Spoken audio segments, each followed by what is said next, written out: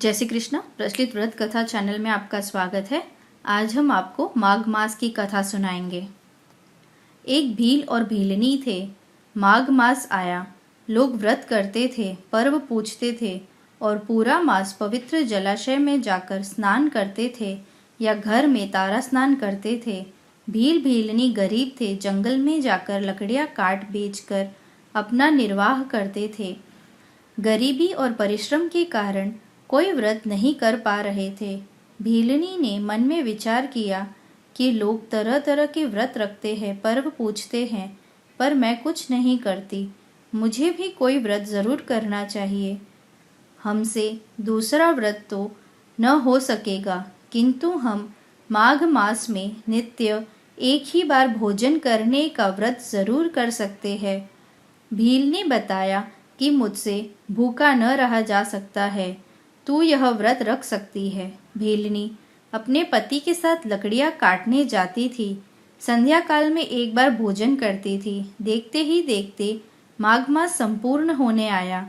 मास के अंतिम दिन अपने पति से कहा कि आज मैं लकड़ियां काटने आपके साथ नहीं चल सकूंगी। आज अमावस्या है, मास का अंतिम दिन है। बहन भाणेजों को हमारे घर भोजन के लिए बुलाऊंगी। भील ने इस पर कोई आपत्ति न की। अकेला ही जंगल में लकड़ियां काटने गया।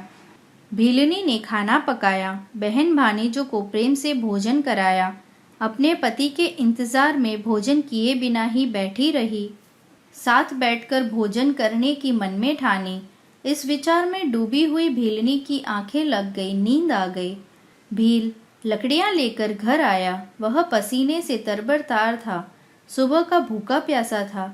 पड़ोसिन ने उससे कहा कि तू तो भूखा प्यासा दिन भर जंगल में काम करता रहा और देख इधर तेरी घरवाली लड्डू आदि मिष्टान पकाकर पेट भरकर खा बैठी है और अब कैसे मज़े की नींद ले रही है। यह सुनते ही भील को क्रोध आ गया। बिना सोचे समझे ही उसने कुल्हाड़ी अपनी सोई हुई पत्नी के सिर पर दे मारी। वह रामशरण हुई। दूसरे जन्म में वह राजकुमारी बनी, बड़ी हुई और उसी गांव के राजकुमार के साथ ब्याही गई। राजकुमारी को अगले जन्म की सब बातें याद थी। ससुराल आई। पूर्व जन्म का अपना पति वृद्ध भील जा रहा था। सिर पर लकड़ियों का गट्ठर था। थकान के कारण वह राजमहल के नीचे विश्राम लेने के लिए बैठा था। राजकुमारी ने यह सब देखा। उसकी स्मृति तेज हुई। याद आया कि यह तो अपने गए जन्म में पति था। वह गुनगुनाने लगी कि मैं तो मरीने परवरिया, पापी बेचे काठ। भील ने यह सुना। रानी मुझे गालियां दे रही है। वह हर रोज महल के नीचे विश्राम लेता था और रानी वही गुनगुनाती रहती थी जिसे भील गालियां समझता था। अब भील से सहा न गया। राजा जी से शिकायत की कि मैं तो आपके महल के नीचे विश्राम लेता हूँ, परंतु रानी जी मुझे तो गालियां ही देती रहती है। राजा ने रानी को बुलाकर पूछा, क्या बात है, इस गरीब को गालियां क्यों दे रही हो? राजा के पूछने पर रानी ने बताया कि मैं तो कुछ भी बोलती नहीं हूँ, न किसी प्रकार की गाली देती हूँ। राजा गुप्त ढंग से इसकी जांच में लगा।